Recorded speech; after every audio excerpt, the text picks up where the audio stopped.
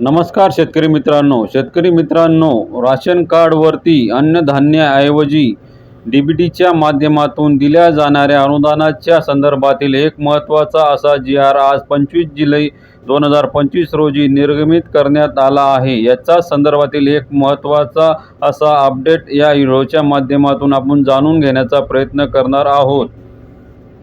मित्रांनो, राज्यातील छत्रपती संभाजीनगर विभागातील सर्व जिल्हे अर्थात मराठवाड्यातील सर्व 8 जिल्हे शेतकरी, अमरावती जिल्ह्यातील 5 जिल्ह्यातील शेतकरी, याचबरोबर नागपूर विभागातील वर्धा जिल्ह्यातील शेतकरी अशा 14 जिल्ह्यातील शेतकरी केसरी सिद्धपत्रिका धारक शेतकऱ्यांना शासनाच्या माध्यमातून अन्नधान्याच्या ऐवजी थेट रोख रक्कम दिली जाणार आहे.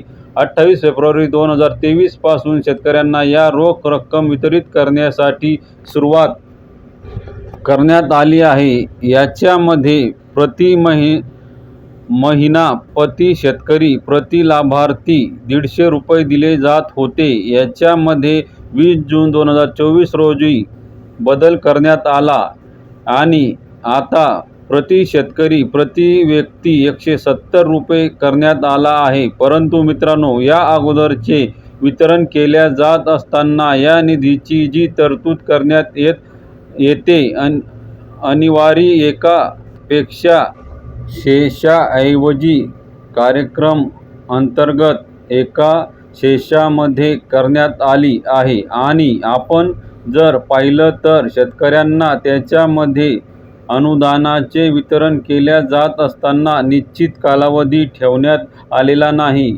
याच्यामध्ये खूप सारा विलंब, खूप सारा प्रतीक्षा ही करावी लागते. बऱ्याचशा लाभार्थ्यांना अजून अनुदानाचे वितरण सुद्धा करण्यात आलेले नाही आणि याच्यामध्ये नियमामध्ये आणण्यासाठी वेळोवेळी ठराविक कालावधीमध्ये या अनुदानाची वितरण करण्यासाठी द्वितीय सल्लागार व सचिव या कार्यालयाच्या माध्यमातून 17 जुलै 2025 रोजी राज्य शासनाचे पत्र देण्यात आले आहे. आणि याच अनुषंगाने अन्न नागरी पुरवठा व ग्राम सर्वोच्च आयोगाच्या माध्यमातून आणि 25 जुलै 2025 रोजी एक महत्त्वाचा असा निर्णय घेतलेला आहे.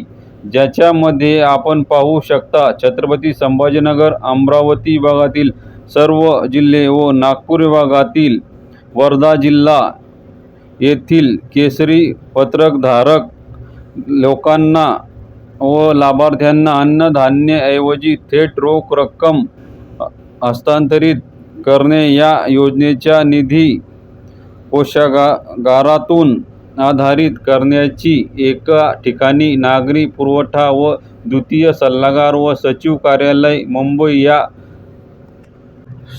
वितरण अधिकारी म्हणून आणि नियोजन अधिकारी नेमणूक करण्यात आली आहे. याच्यामुळे या योजनेची आवश्यक असलेली आणि योग्य त्या कालावधीमध्ये हा निधी वितरित करण्यासाठी मदत होणार आहे. याच्यामुळे शेतकऱ्यांना जे अनुदान असेल, मासिक अनुदान असेल व थकीत अनुदान असेल, ते अनुदान मिळण्यासाठी मदत होणार आहे. तर मित्रांनो, अशा प्रकारे शेतकऱ्यांच्या अन्नधान्य व न देता रोख रक्कम संदर्भात हा महत्त्वाचा निर्णय आहे. हा निर्णय राज्य सरकारच्या माध्यमातून घेण्यात आलेला आहे. ही एक महत्त्वपूर्ण अपडेट शेतकऱ्यांसाठी होती. तर मित्रांनो, व्हिडिओला जास्तीत जास्त शेअर करा आणि आपल्या चॅनलवरती तुम्ही नवीन असाल, चॅनलला सबस्क्राईब केलेले नसेल तर आपल्या चॅनलला सबस्क्राईब करून घ्या. धन्यवाद.